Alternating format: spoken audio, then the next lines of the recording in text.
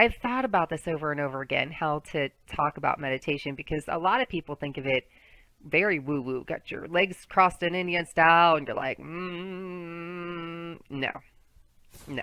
I don't do any of that. And if you don't want to, you don't have to either. Um, I don't like meditating and sitting up. I like to lay down. It's more comfortable for me. Just try to keep your spine as straight as possible, but you can definitely lay down. And I don't do any of that with the hands. Typically, I just whatever.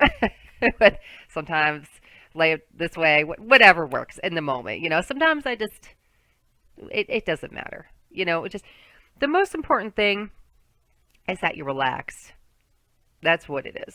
You want to relax, but you want your spine nice and straight because of this beautiful chakra system. Okay? That's why. Your spine nice and straight because of the beautiful chakra system. And see how it opens up here at the top? So you want a straight in and out energy flow with source energy. So that's like the main reason why you want a straight spine. Okay?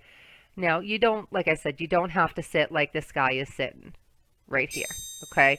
You can just, you know, whatever, lay down, whatever. Just try to keep as straight, as you can. Your neck, your spine, all this stuff. Try to keep it as straight as you can.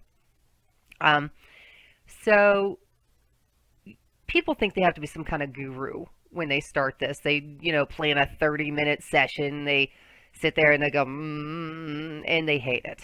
They hate it. They hate it because it's unrealistic. You're not going to start out and do 30 minutes. You're just not. Nobody does. Start with 5. I'll link a couple of videos for meditation below.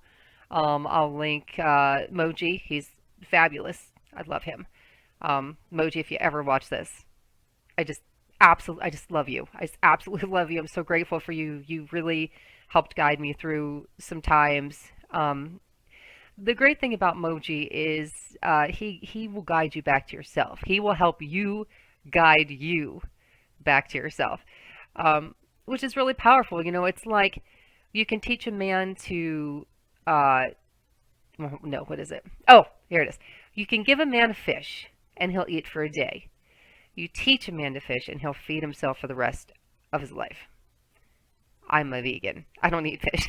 But the point is, he teaches you how to help yourself, and that's really important. And that's why I love him so much. So I will link one of his videos below. It's like 5 minutes or so. Maybe I'll link the 10-minute-ish one too. Just get started. Tiny, tiny 5 minutes. You don't even have to sit if you don't want it first. Just walk and listen and be present. Okay, just walk around the room, listen and be present if need be. It would be great if you could lay down or sit in some way that your spine is straight for that 5 minutes. A couple of things are going to happen during that time. Thoughts. Thoughts are going to happen. But not just any thoughts. They'll nag. The little naggy stuff like, oh, you didn't do this. Because you're going to remember everything that you forgot that you needed to do while you're doing this. And that's what happens. It's going to be like, you're going to be like, I got this. And then a thought will come. It'll be like, you didn't do the dishes. You forgot to get this from the store. Did you turn the oven off? All these questions will start to, and as they do, okay, let them rise and let them go, okay? What this is teaching you, okay, is that you are the one in charge, okay? The mind likes to think that it runs the show, okay? And people have been taught for a long time that you're like almost like a victim of your own mind. But it's not true. This body is your car. Your consciousness is the driver, okay? Now, you can be a passenger in your own car if you want to be, or you can scoot your ass over into the driver's seat and learn how to drive. And that's what meditation is. It's going to make you present in your body, controller, sovereign over yourself.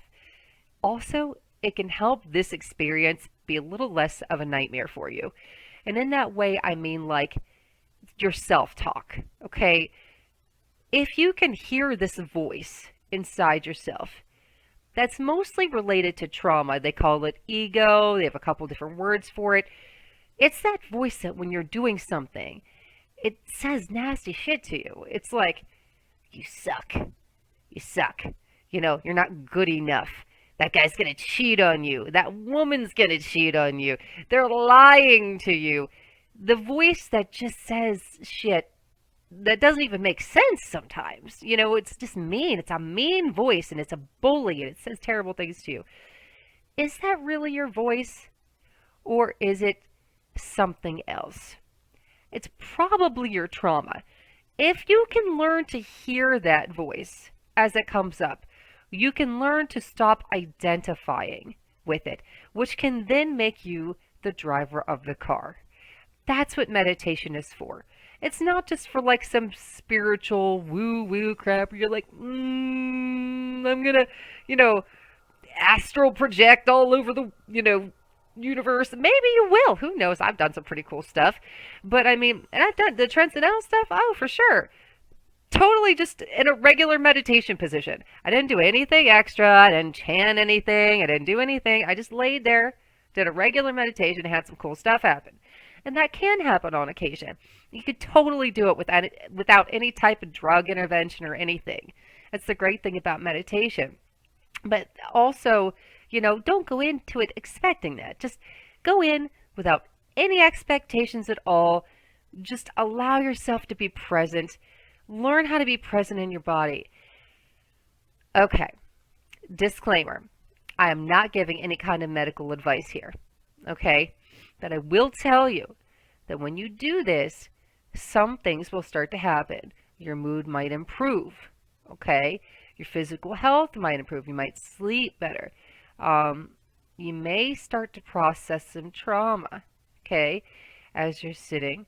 Some things might start to come up inside you, just like this chakra system. Something that's down here might start to move up this way into your beautiful heart to be transformed into something so much better. But we'll talk about that more later, okay? As these things start to come up, your first instinct might be to, well, I'm done, and just get up and walk away. I want to encourage you to instead plant your butt down, whether you're laying or sitting, and just let it come. Okay, easier said than done. I know this. But just let it come. Try not to identify with it. You're not the body. Okay, you're not the body. You're not your thoughts. You're not just a mom, a dad, an uncle, a brother or a sister, the mayor. You're not just a doctor, a nurse. You're not just anything. You're so much more than a mother. Even though being a mother is a beautiful thing, you're so much more than a daughter or a son. You're so much more than an anything. You understand? That has to do with just this body or just this experience here in this 3D plane. You understand? This body, I love it. It's the tip of the iceberg, man. You're so much more. We all are. And the more you can recognize your own divinity, the better you're going to feel about yourself. So, meditation, not that confusing.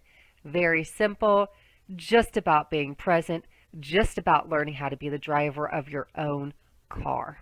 Okay? You are the driver. You are sovereign. You got this. Okay? Thanks for stopping in and hanging out with me for a few minutes. If you have any questions, please put them in the comments.